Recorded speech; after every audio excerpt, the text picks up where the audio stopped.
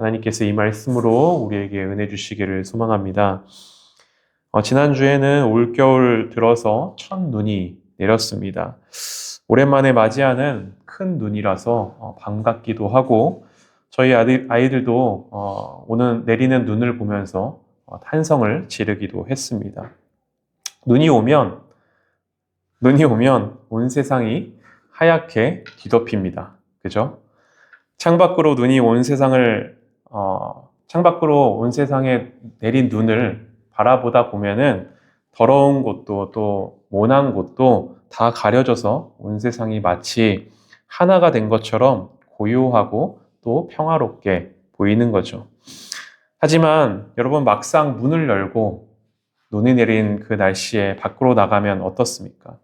사실 밖으로 나가보면 겉으로 보이는 그 겉모습과는 또 다른 우리가 경험을 하게 됩니다.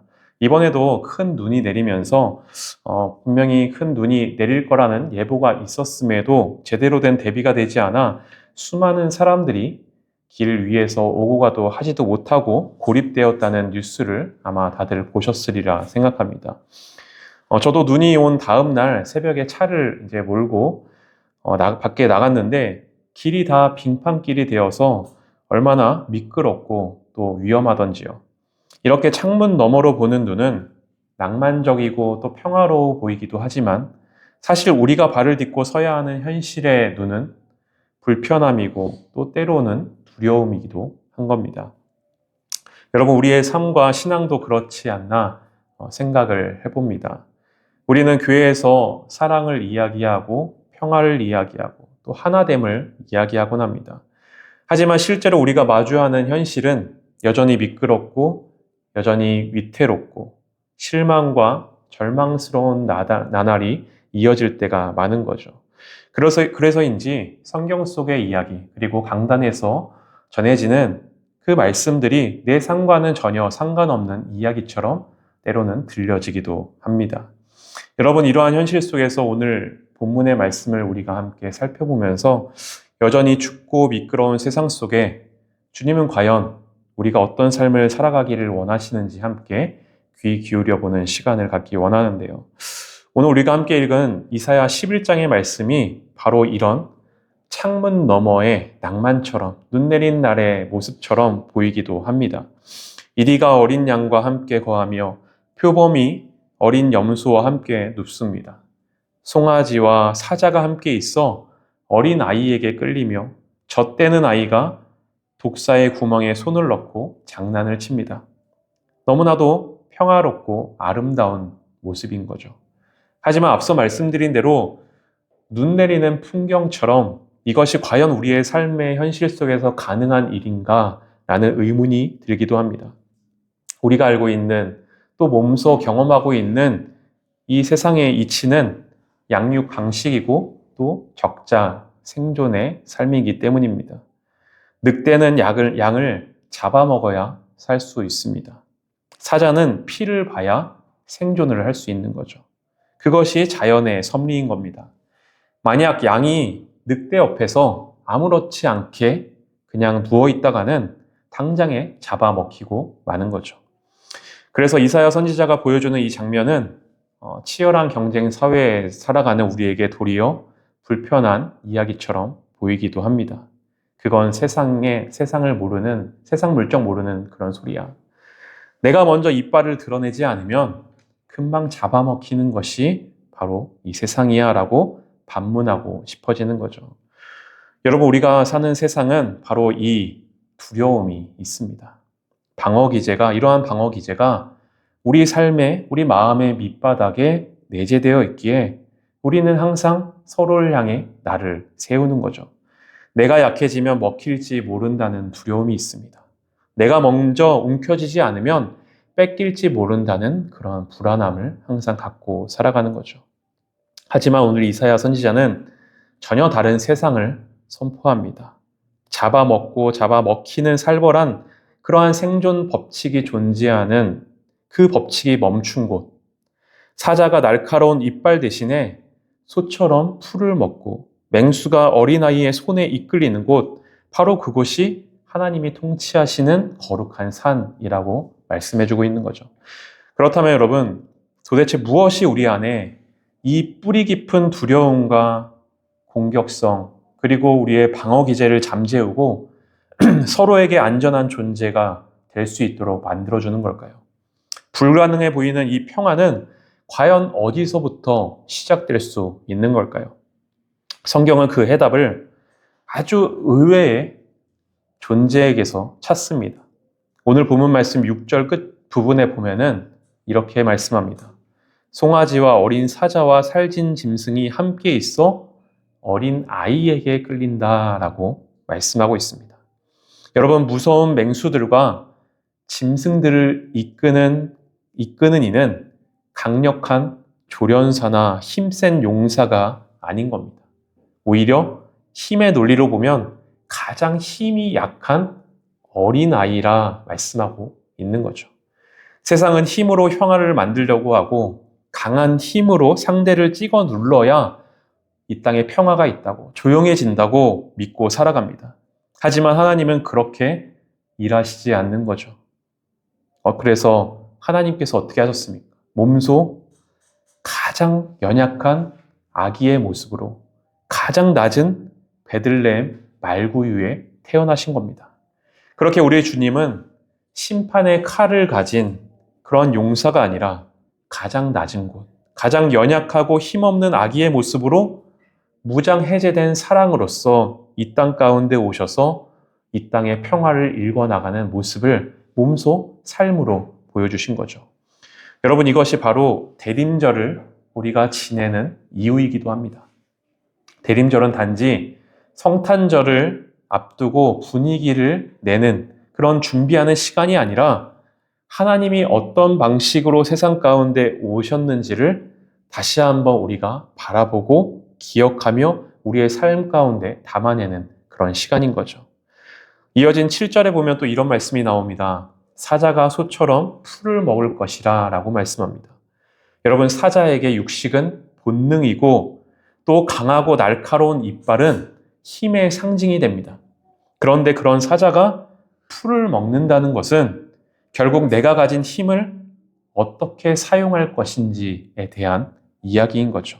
갑자기 힘이 다 빠져버리고 없어지는 것이 아니라 힘이 있지만, 여전히 내 안에는 힘을 갖고 있지만 힘을 앞세워서 살아가는 방식이 아닌 겁니다. 내 안의 소리를 조금 낮추고 상대를 향한, 그리고 이웃 타인을 향한 날카로움을 조금씩 걷어들이는 삶을 살라라고 말씀해 주는 거죠. 여러분, 이러한 변화는 사실 멀리 있는 이야기가 아닙니다. 우리 일상의 가장 작은 자리, 그런 그곳에서도 필요한 일인 거죠. 현재 저희 가족이 살고 있는 아파트는 여느 아파트들처럼 층간 소음에 좀 취약한 부분이 있습니다.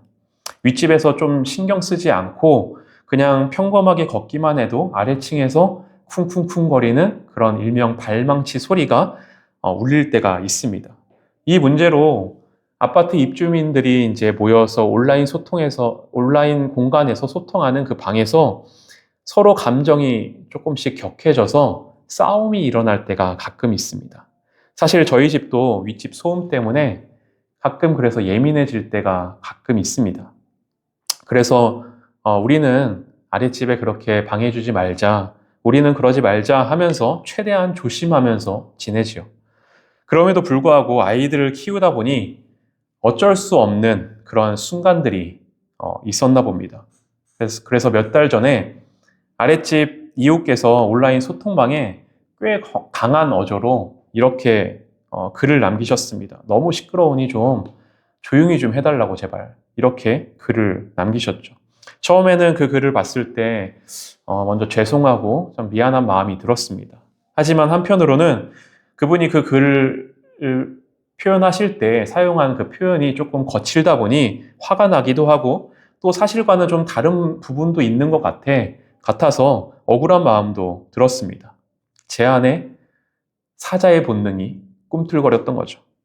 아니, 우리도 윗집 때문에 시끄러워도 늘 참고 사는데 우리라고 조심 안 하는 줄 아나? 왜 그렇게 말을 하더라도 그렇게 하지? 라는 생각이 들었습니다. 하지만 마음을 좀 가라앉히고 또 오죽했으면 그랬을까라는 생각을 하면서 정중하게 죄송합니다. 다음부터 더 조심하겠습니다. 라고 글을 남겼죠.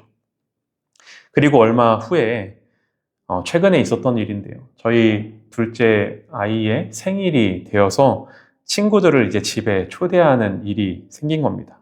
아무래도 아이들이 모여서 놀다 보면은 아무리 주의를 줘도 쿵쿵거릴 수밖에 없지 않습니까?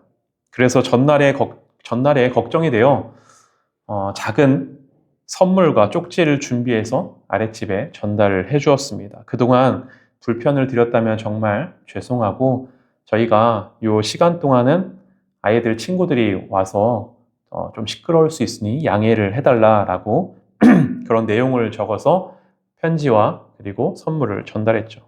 그런데요, 이 아랫집에서 이 선물과 쪽지를 받고서 마음이 녹으셨는지 이렇게 온라인 소통방에 이렇게 글을 남겨주셨습니다.